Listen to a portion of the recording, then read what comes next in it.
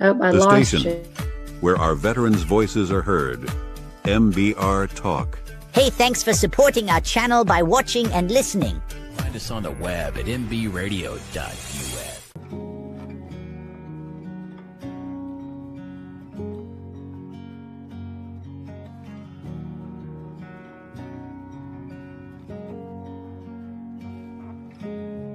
When life shapes us, when love anchors us, when loss changes us, we are not left behind. We are carried forward, held by faith, rooted in purpose, finding our way. This is Carried Forward, a space for stories of resilience, purpose, and forward resolve.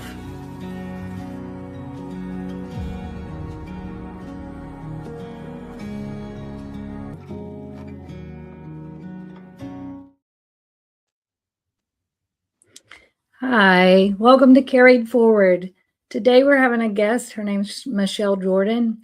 And today's conversation, we're going to be speaking about kind of a grief that's not often seen or maybe not talked about. Maybe people see it, but they don't really know how to deal with it. When we think about losing a spouse, we usually think about someone who's still married when that loss happens. But grief is not always that simple. And sometimes love, history, pain, family, and responsibility continue long after a marriage ends.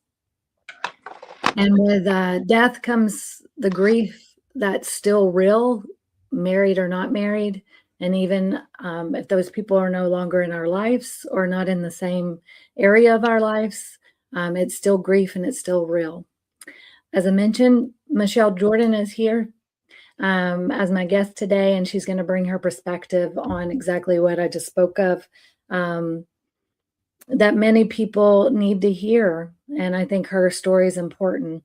We're going to talk about loss of her ex-husband, the long impact of combat trauma and PTSD, the weight of helping her children prepare for the inevitable loss, and what it means to grieve when the world may not recognize around you that you need a place to grieve.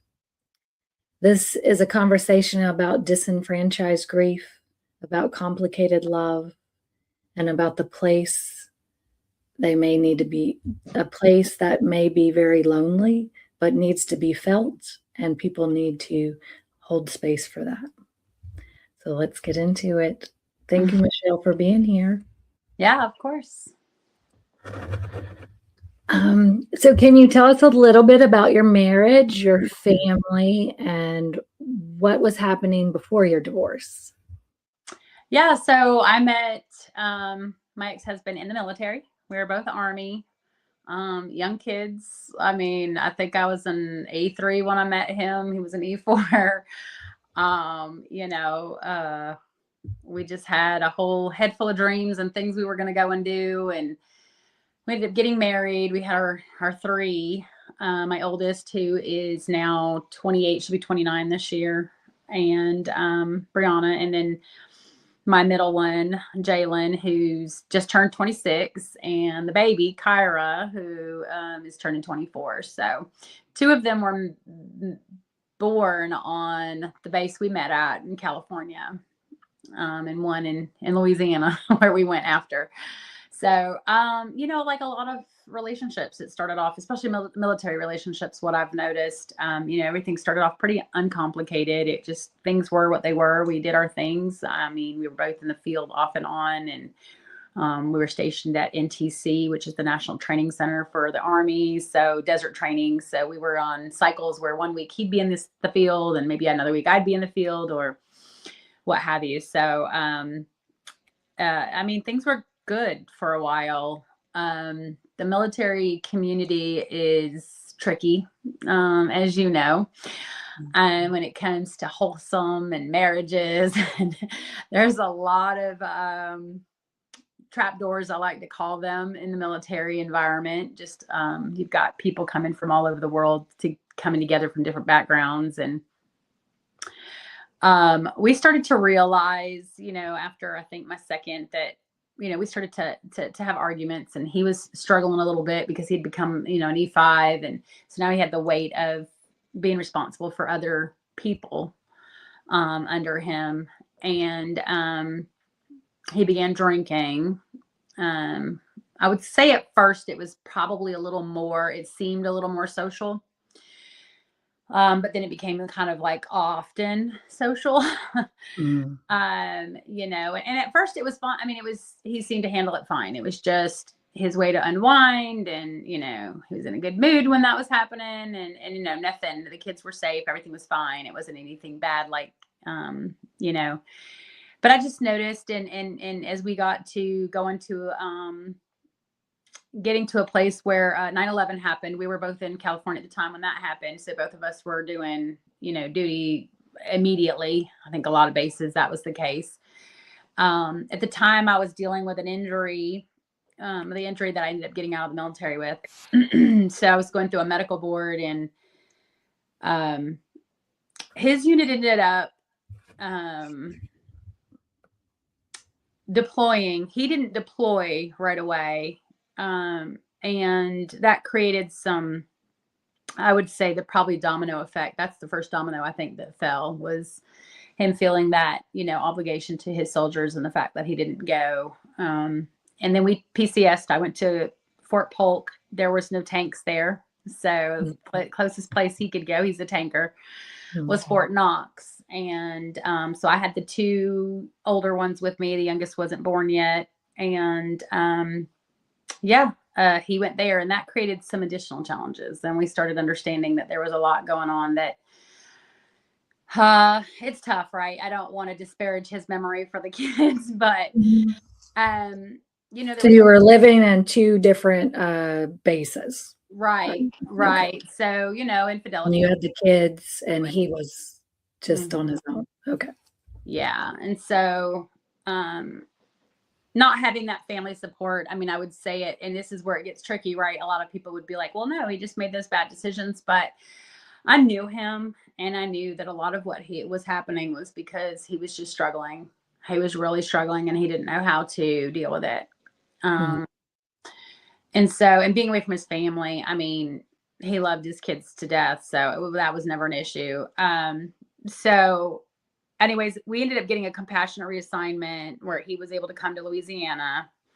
I think he partly resented that because he ended up in a staff position. He wasn't able to do the job he normally does because there were no tanks there. Yeah.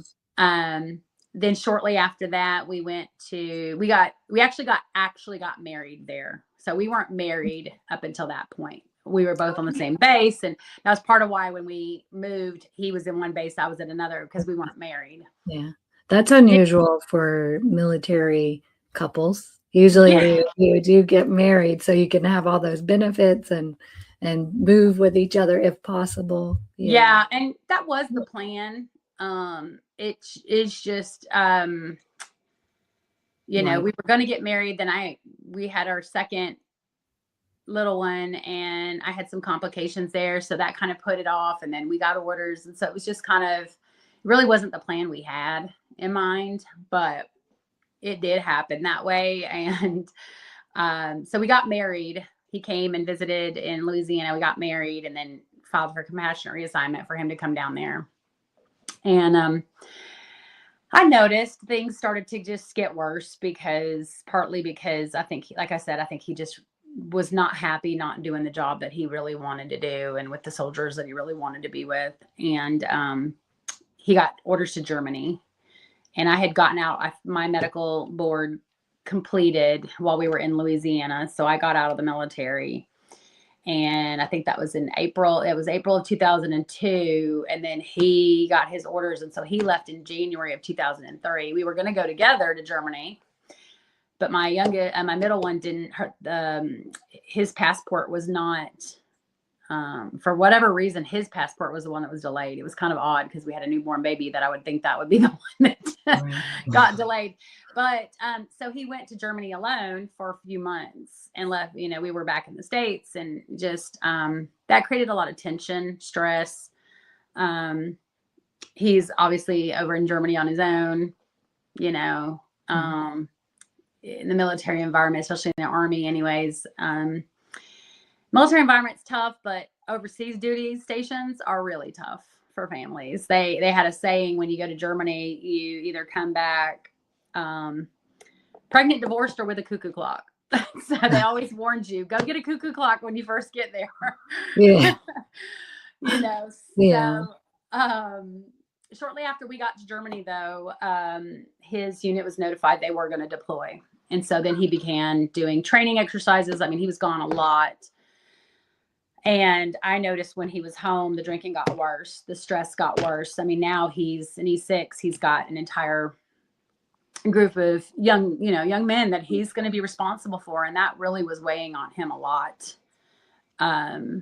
They deployed, and he got injured shortly after they deployed and got medevaced back. I mean, he was intubated, like not awake. Oh. It was not great. Their tank got hit by an IED.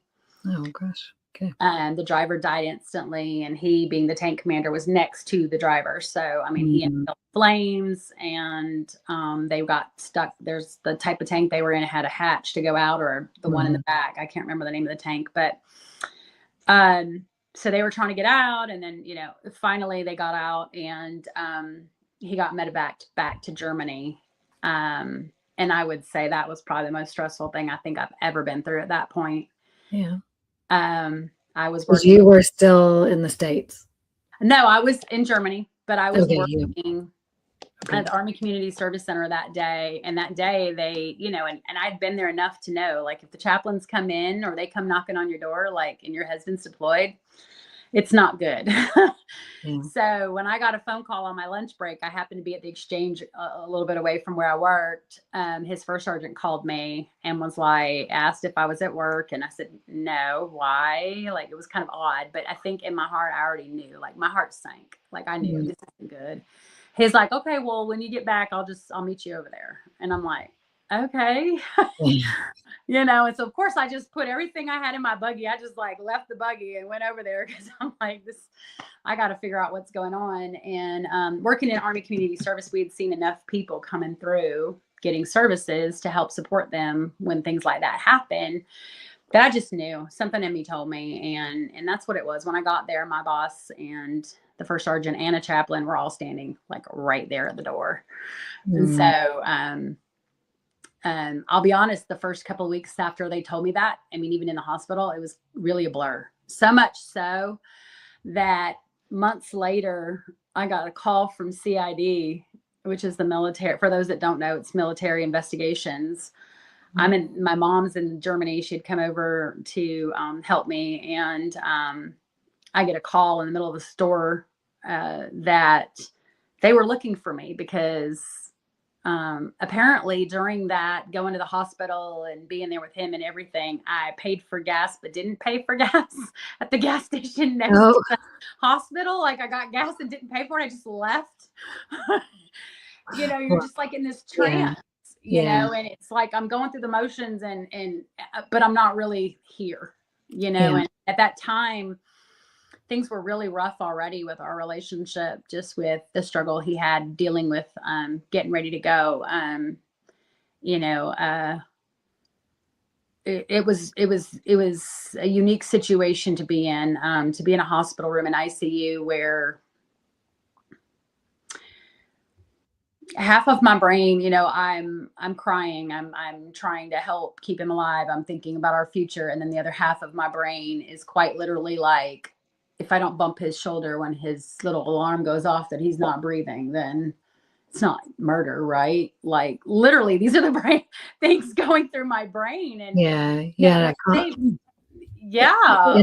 conflict and astonishing thoughts, like, where is that coming from? Like, that's not who I am, you know? Right. And luckily they had a little prayer room right there at the end of the hall where the ICU was. And I just started going there. Every time I felt or heard thoughts like that would come up in my head, you know, I just went and I just poured my heart out, like crying.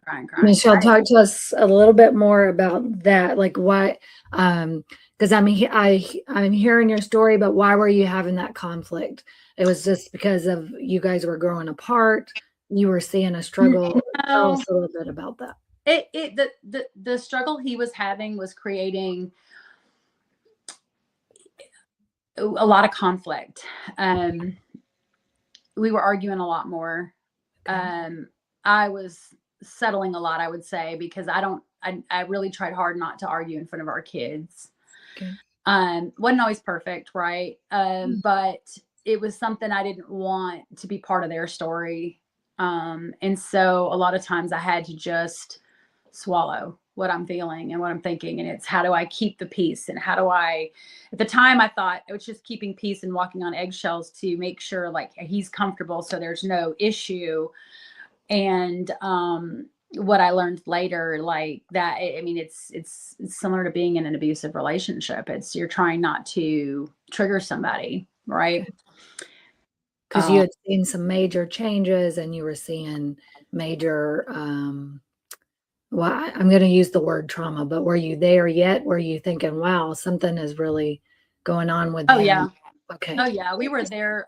I would say right about there, because before we almost didn't move to Germany Okay. with him. Okay. But we talked about it, and, you know, we both agreed we wanted things to work well, because we didn't want our children to have to deal with, you know, broken home. Right. Okay. And so, and we loved each other. At the end of the day, we loved each other. That wasn't a question. But, you know, people deal with their issues in different ways. And with him, it was the drinking, and then the drinking leads to being around people and in situations where you probably wouldn't make the same decisions if you weren't. And, you know, we're dealing at this point with multiple affairs. And at that point it was kind of like, you know, how much more can I take, you know? And, Okay. yeah, so that's kind of where I had the internal conflict. Okay. Point, you know, I wanted him to be okay. I wanted my children to have their dad regardless of what happened with And you us. loved him, but you were And just I seeing, did. you were just seeing unhealthy behaviors Yeah, that it's were affecting the whole family. with loving somebody and you're hurt, you know, it's Yeah. like, why are they doing this to me? Like, I know they love me, like, but because I could see that part too. And so it was just very difficult to reconcile those two things at the same time. Okay. After he came back, when he was injured, things really changed. I noticed a significant, I mean, he was drinking every day, almost all day. He was trying to get back downrange or deployed back to his, you know, his guys. I had concerns about that, because part of his injury was that his lungs were singed with because basically when the tank blew up, he essentially inhaled the flame and it burned his lungs. And so I was really I kind of fought with the chain of command a little bit about, you know, you're just going to hand him an inhaler and send him downrange back down to the desert. And I mean, he can't breathe well. He can't walk up the stairs to our apartment. Like, how's he going to, you know, carry gear and be okay and survive in an environment that's not suited for people that can't breathe well, you know, and much less the activity that, you know, they do. So he wanted to go though. So he went, and a couple months later he came back again because their tank ran over another IED. Okay. And so he had lost a couple of soldiers between both his events. I learned after the first time he came home, it was the first time I'd ever seen him actually cry tears. Like, I'd seen him upset and where he would cry, but not really cry like most men do. But I mean, this was full on tears. He had been drinking and he was sitting at the table, and he told me the only thing he had said is, he said, "You just don't understand." He's like, "I know you were in the military and I know you kind of get it." He's like, "But you don't understand. Like, I had to pull out my 9mm and point it to a child that was no bigger than our middle." And he's like, how do I explain? How do I tell my children that? Like, how do I tell my kids I did that? You know? And so it's things like that. I mean, he gave me little glimpses, you know, of things like that, sorry. What? No. That's when I knew, like, he's really struggling. Yeah. and losing soldiers, and you feel responsible because, you know, you're the senior ranking person. And when he came back the second time, though, he came home, but didn't come home. He had actually asked them to put him in the barracks. Okay. Which I really struggled with. I didn't understand that.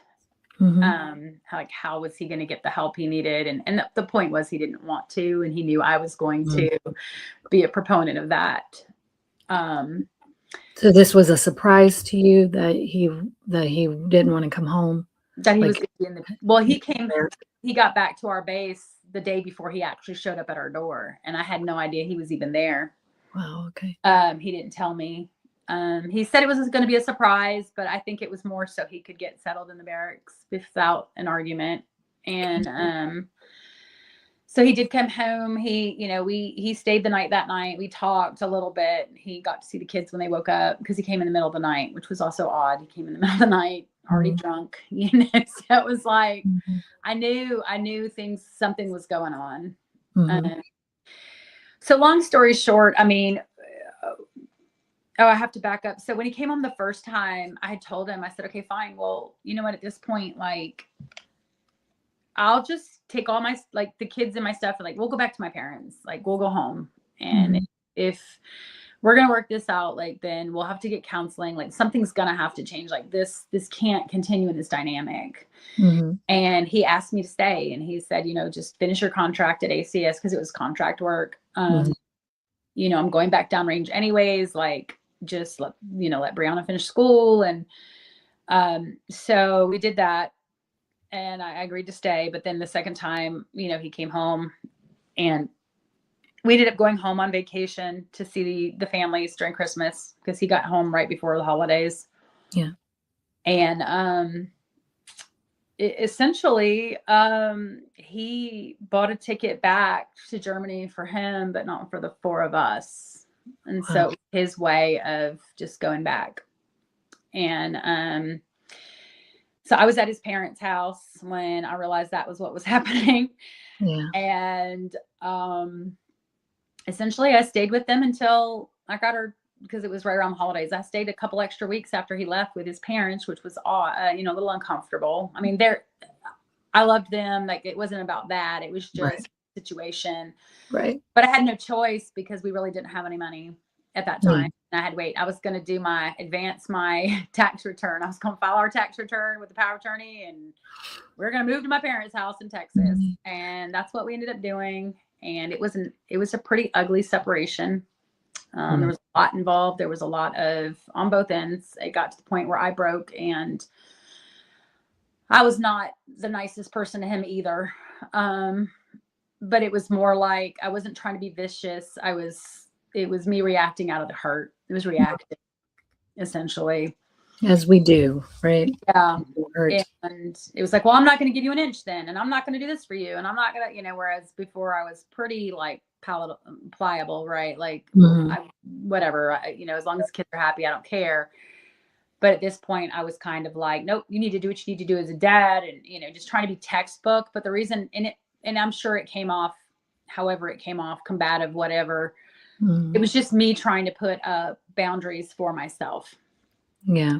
Before we got together and got married, I already had trauma that I was carrying with me from my childhood, my teenage years, early military days. I mean, repeated, right? And so looking back, I can see why things devolved the way they did, because he wouldn't go to counseling. And when I got back to Texas and started getting counseling, I was diagnosed with CPTSD, complex PTSD, due to repeated, different, but repeated traumas through my life. And then our marriage became a trauma. And even though he was not physically abusive, the constant feeling of not needing to trigger him and keep everybody happy, make sure the kids are doing what they got to do, blah, blah, blah. I mean, it's no different than the cycle we hear of women that are in that situation when they're being physically abused. It was just the keep dad happy at all costs. So we didn't, and it wasn't even like keep him happy at all costs so he's not a monster. It was more like he can't deal with his stuff. And if we don't keep him happy, then the house is not happy. Right. Yeah. You know, and I don't fault him for that. I mean, Yeah. it was my choice to take that approach, you Yeah. know, and it was the wrong way to go, but you live and you learn. Yeah. You were thinking path of least resistance, as a lot of us do, right? Yep. And one of the catalysts to us getting divorced, when I finally left we left Germany, was I found out while he was in the ICU that he was having an affair downrange. And, which is, I think, why part of my brain, I was having thoughts that I was like, where is that even coming from? Yeah. You know? And so it was a unique, going back to that, it just was very unique. It was a culmination of everything that had been building. And so I was just, I hate to say the word tired, because tired doesn't even capture it. I was just a shell of myself. Like, I was moving through the world, but I really wasn't there, if that makes sense by then. You were existing. You were Pretty existing. much. And trying to help my children exist, basically. Looking back, I thought I was helping them thrive. Now looking back and I look back at the situation and I'm like, no, they were just thriving also. I mean, they were just surviving the days too. And yeah, it's tough. It's tough to think about that. Well, thank you for sharing that. What that was a lot. I know. You no, and it's important. It's important background. But I want you to pull out some key things that you would like people to understand. What do you want anyone that's listening to understand about combat trauma, PTSD, and how it affects your living, your day-to-day life?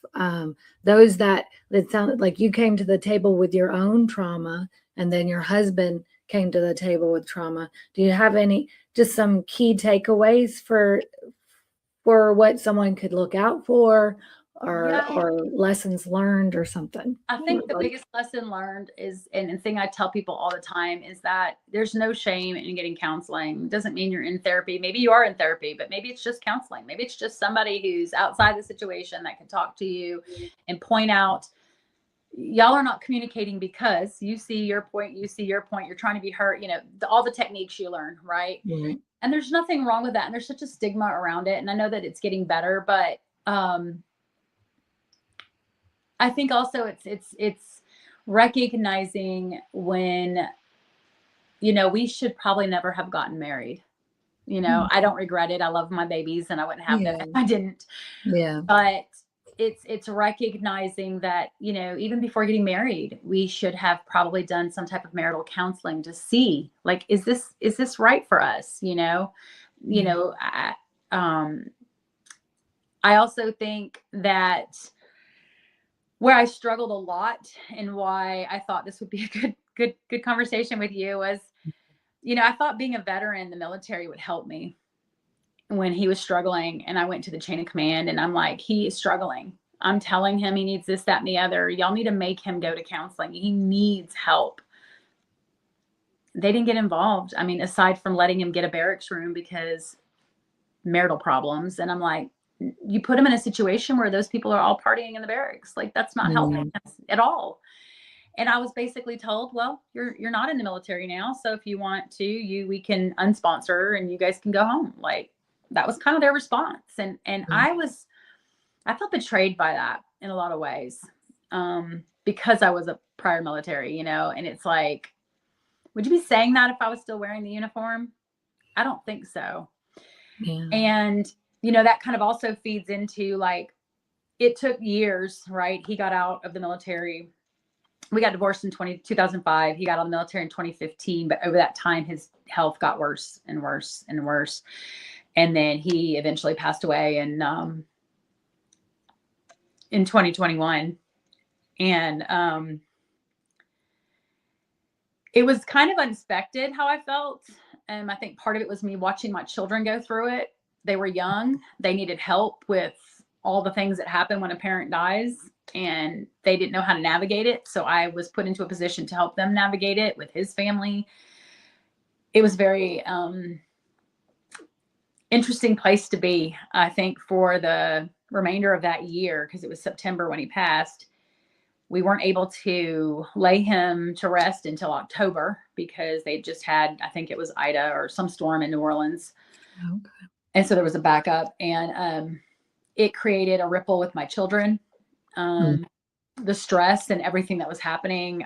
They got into an argument in one of the hotel rooms. We were down there. And so these kids who were always close, and now it's 2 against 1, and mom's the evil person in all of it. You know, it just, it broke our entire family. And, while I was trying to keep the kids together and help them navigate and help his family, I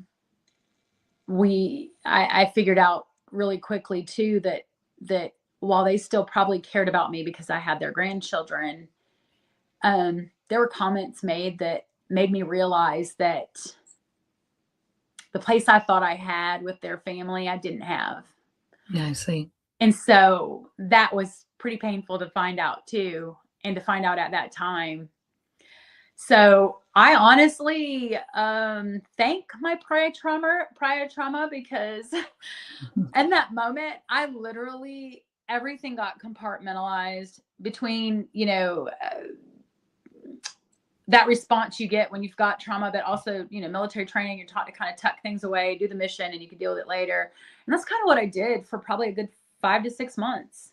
Yeah. You know, and it's time for things to continue to work themselves through, and the kids to get to a place where they were okay enough, even though they were adults. And I had quite a few people say to me, "Why are you so upset? Wow. Like, you're divorced. You've been divorced almost 20 years. Like, Wow. I guess at the time, 16 years.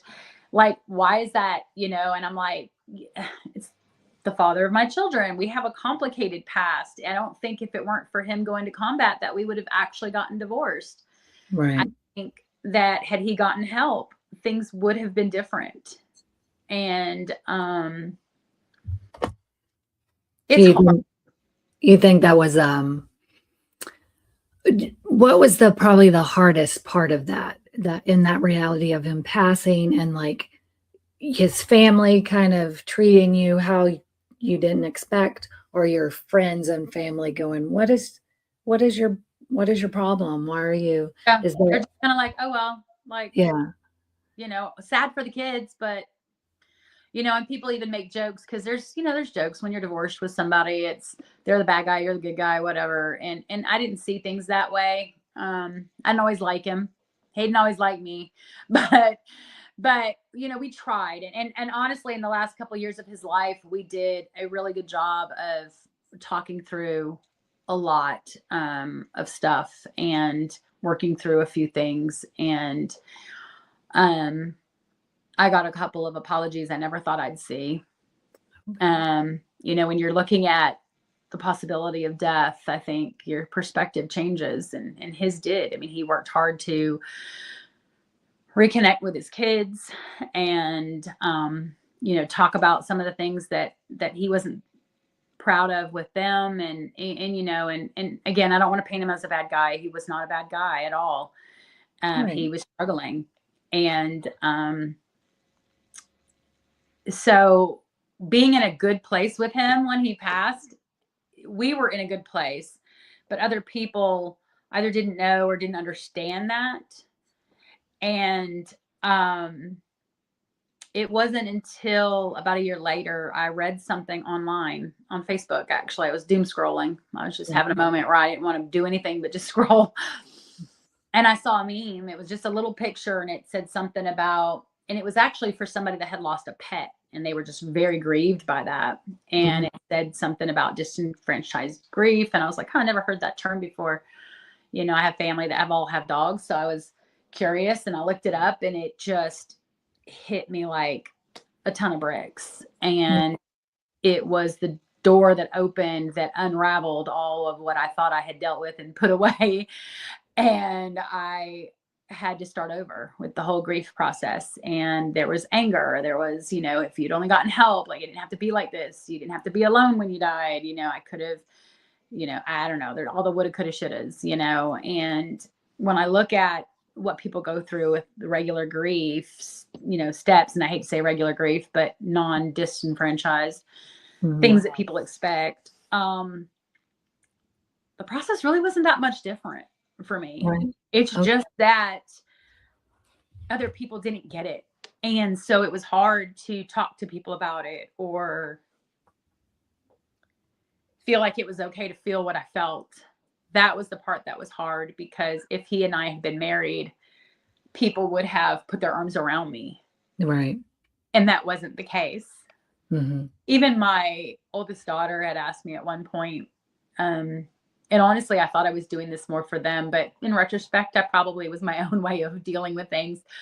And it was kind of the anger I had with the people that all of a sudden cared about him because they found out he passed, and they're flooding stuff on Facebook, and and it just really struck a nerve with me, because you're posting a year later, hey, I came to check on you and saw you passed away, and I'm like, it's been a year. Yeah. And so I started posting pictures of the girls and to him, and talking to him here and there, not like obsessively, but like, Right. so that's when a lot of, even my daughter was like, why are you doing that? Oh, really? Yeah. They actually asked you why?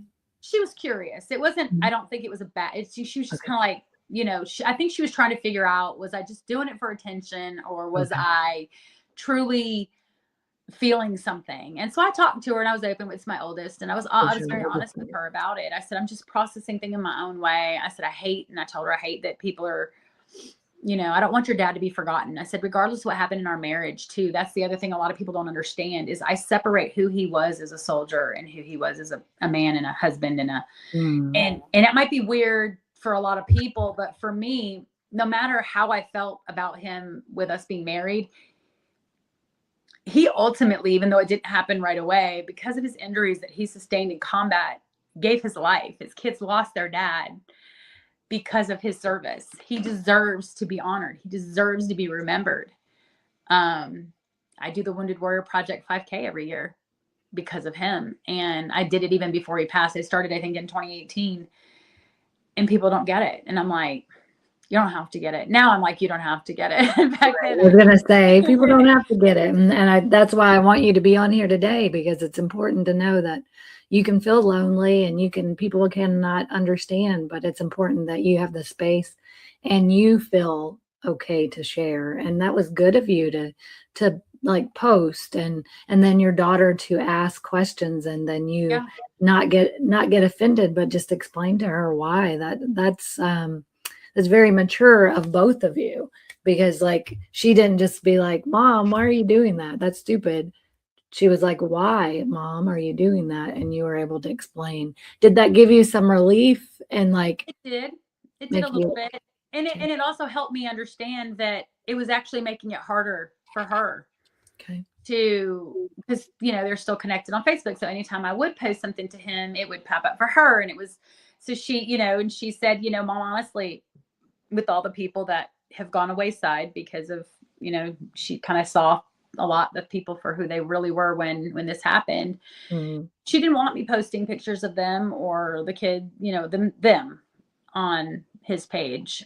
And so I didn't. I said, okay, I'll respect that. And, today I still do it every now and then, but it's usually like Memorial Day. It's like, don't forget his name, or on his birthday or something like that. But I kind of pulled back from that, realizing that even though I wanted to do it because I wanted people to remember him and not use his passing as an opportunity to garner their own attention in the way that social media does. Yeah. That's what was happening. People that didn't check on him are all of a sudden posting about him every other day, about how, broken up they are and this and that. And I'm like, God forgive me, because I'm not anyone to say who's feeling what, right? Like, that's the whole point of this conversation. But I couldn't help but feel like if those people had been present in his life and really speaking into his life, he could have still been alive, because his injuries were a big part of why he passed. But a lot of it had to do too with, you combine that with continuing to drink and things like that to cope it, and not being in a good headspace. Like all those things help shorten your life. And I did help my kids. I knew, call it intuition, call it God, God messages. I don't know what it was, but I always felt, especially in the last few years, like it was very important. I constantly, every other day, was like, did you call your dad today? Have you talked to your dad? Have you talked to your dad? Like, I wanted to see the kids repair, and not that they had horrible relationships, but there were some things, from the years. I wanted to see that, excuse me, see them repair that for them, right? Because I knew when my biological dad passed, without going into that whole situation, we didn't really reconcile, and he wanted to, but I was struggling with it, and then he passed, and I never got that opportunity, and I regretted it. Knowing that he was dealing with this injury, and that I couldn't say how long he would live, but I didn't think he would live as long as he was supposed to originally live. And I just didn't want the kids to miss that opportunity. Well, that's good. So you encourage them to keep a connection and a relationship with him? Yes, absolutely. And to try to work through things, go visit him, talk to him, that kind of stuff. And I started doing the same thing. I started checking on him every now and then. And, sometimes it was a fine conversation. Sometimes it was, he was agitated with me because why are you bothering me? It's like, whatever. And sometimes I didn't feel like checking on him, but it was the right thing to do. And I did. And it is important. I always do kind of a risk assessment in my brain. And I know that that lingo, lingo. And if it's something that I can't live with, then I reach out, or I just innately, and I don't know if that's military training or not, it may be, but like if it's something, I kind of do an automatic risk assessment. And if I can't lay my head down at night, or it's something that I'm not going to want to end my days having in my soul, then I do the same thing. It doesn't matter how uncomfortable it is. I do reach out, or I have that conversation, or, make that call, send that message. Yeah, for sure. So that's important. And on a positive, if I can just say, I will say there are people out there who do embrace that, and who do. There's a group called Wear Blue I got connected with through a volunteer opportunity, and they help surviving children, Gold Star families, the children. They have a whole mentorship program. They match them with somebody that's military. And so I was volunteering at an event, and I learned about it. And at first I felt like I shouldn't be there, because I'm like, well, technically we're not Gold Star, because we weren't, he didn't die in combat, but we also weren't married at the time.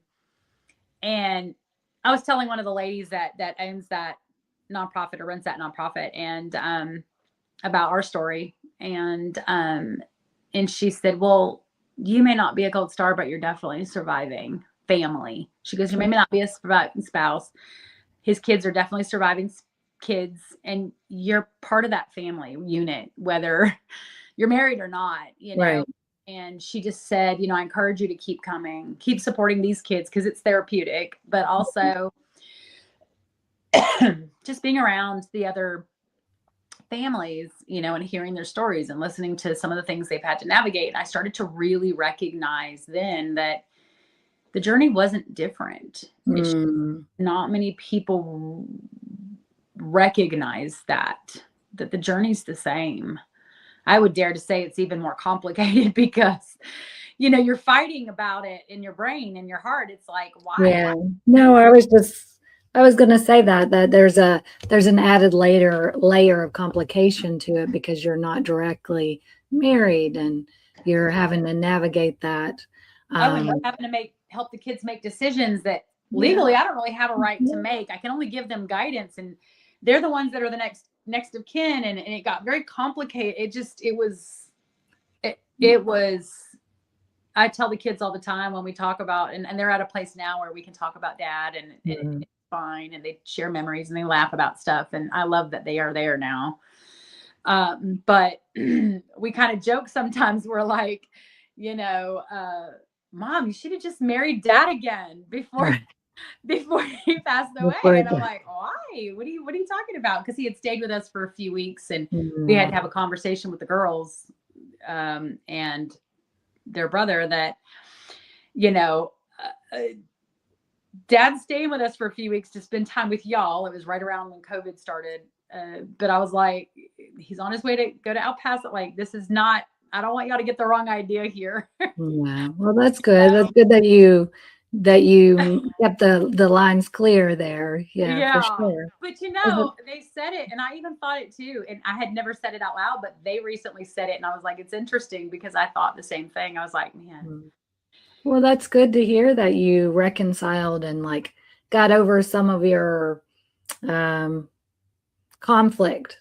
Yeah, we did. In the end.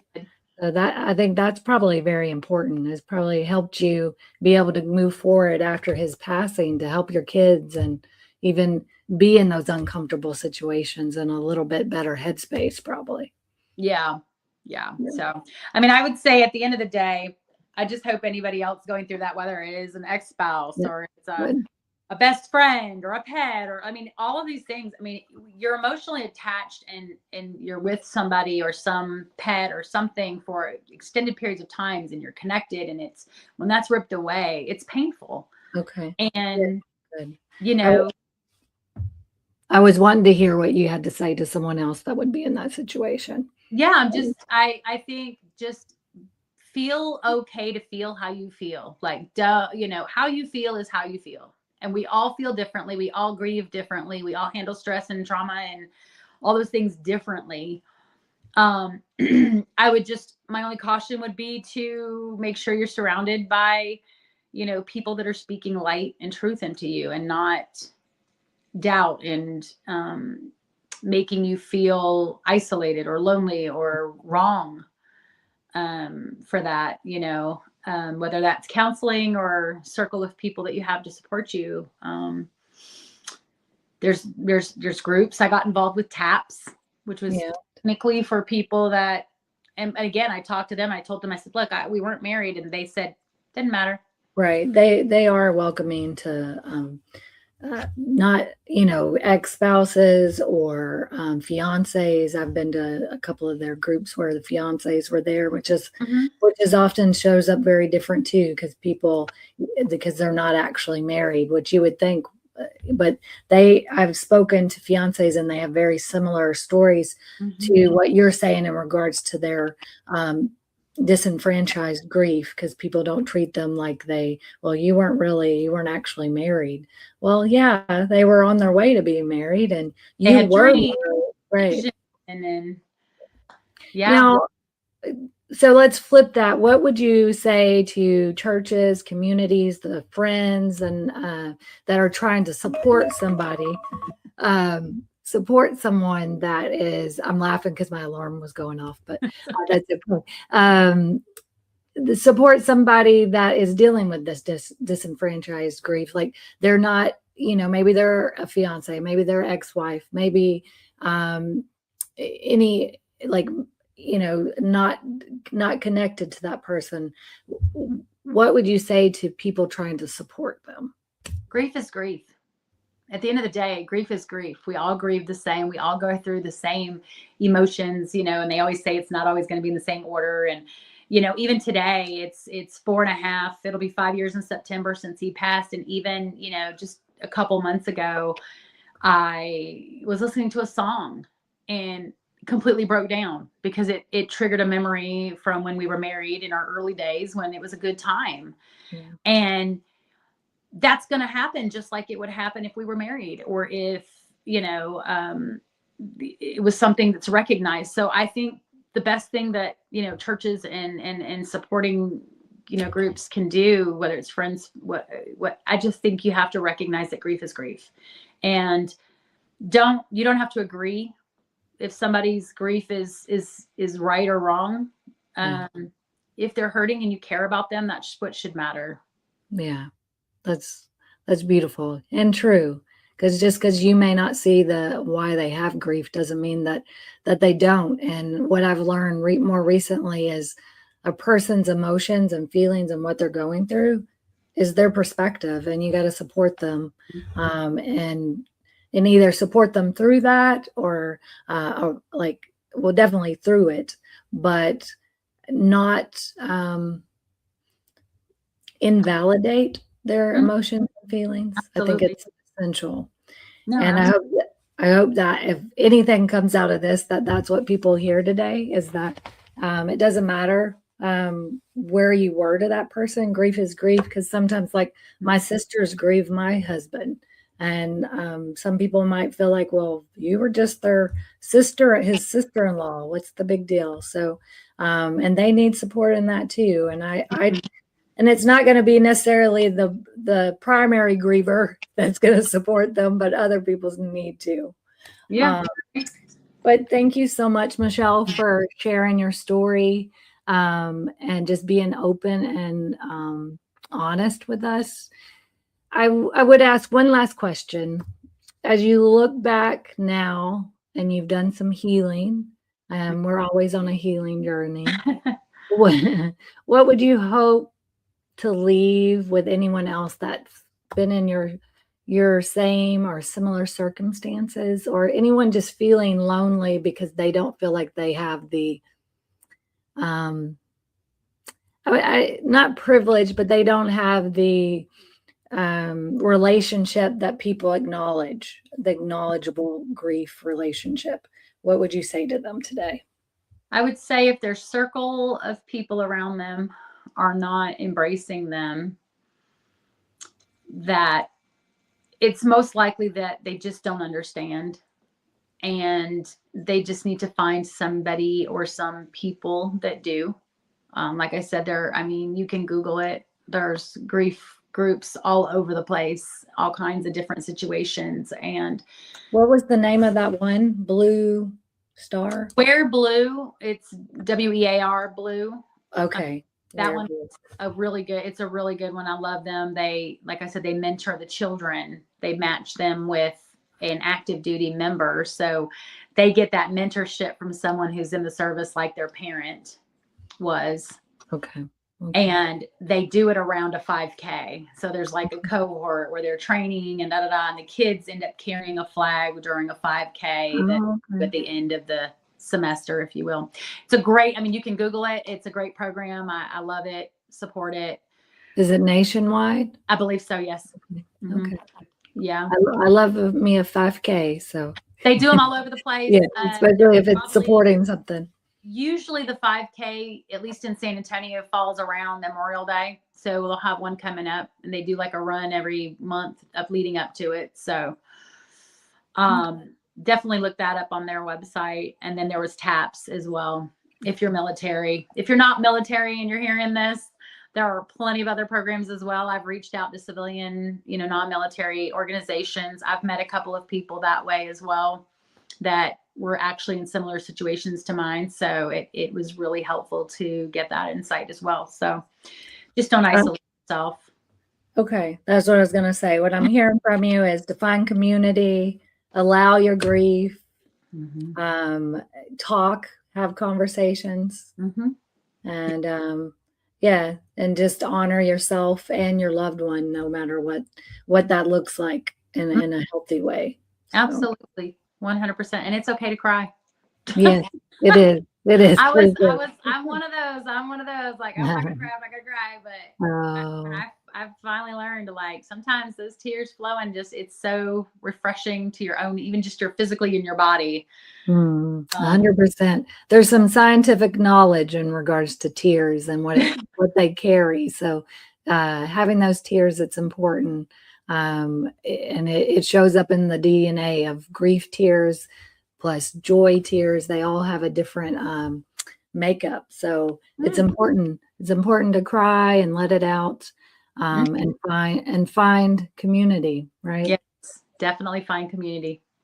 Well, thank you for being part of this conversation and bringing it. I had told Michelle that I had been wanting to talk about this because I do have several friends that are not your situation, but similar, right? And I just thought it was a very important conversation to have. What today reminds us is that grief is not always come in a neat little package, right? And what we expect it's going to be. And even when like typical grieving, I guess, or normal grieving, as you said, like for me that I lost my husband that I was married to, like that even shows up in strange ways too. But sometimes like it's going to show up in a complicated relationship that maybe you're just a partner or you're an ex-wife or you're a fiance. And I think you're right. What you spoke about today is that a lot of people don't understand or expect that from maybe an ex-wife because they're like, oh, they already closed the door on that. Well, that person was part of your nervous system, a part of your history, a part of your memories. And so when they're no longer here, that significantly affects you and is going to cause grief. So I just think it's truly important that we as a society acknowledge that and help people grieve and talk about it more. Yeah. So if anyone out there is carrying grief like this, please know that you're seen. Reach out, find the community that will share in that grief with you. As Michelle has mentioned, there are several organizations out there. And if the people that you're surrounding yourself with don't know how to deal with that, then go and find people that will. I appreciate Michelle being here and just being so honest with her story and sharing it with all of us so that we can learn a little bit more about disenfranchised grief and help our family and friends deal with that. Thank you. Absolutely. Thanks for having me. Yeah, that's carried forward. Until next time, take care of your heart and keep moving forward. Let's see.